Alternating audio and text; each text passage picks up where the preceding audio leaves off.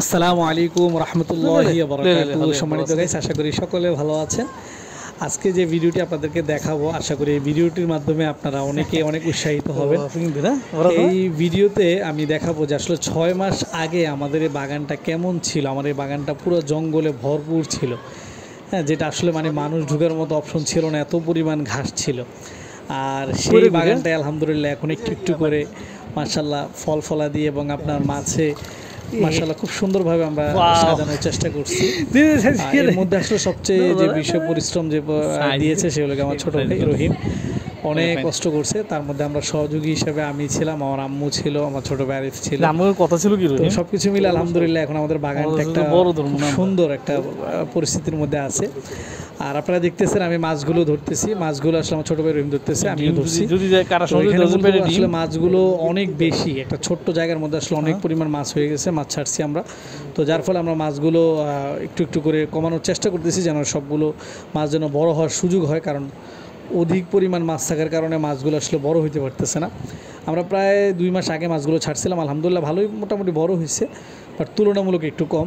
তো এই জন্যই আমরা মাছগুলো বেশ কিছু উঠে ফেলাইতেছি। এবং আরেকটা কারণ হলো কি, আমার ছোটো ভাই দিনাজপুরে চলে যাবে, দেন আমি এই জন্যই আর কি মাছগুলো উঠাইতেছি যেন সেও কিছু মাছ ফ্রাই করে খেয়ে যেতে পারে।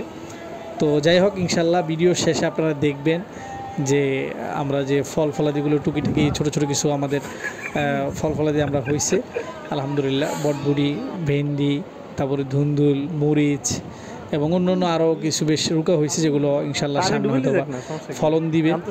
তো এই ভিডিওটার অর্থ এই জন্যই যে আসলে অনেকেই আমাদের কিছু জায়গা থাকে, মোটামুটি দেশ গ্রামে হোক বা ঢাকায় হোক, যাদের অনেকেরই আছে যে কিছু জায়গা পরিত্যক্ত জায়গা পড়ে থাকে।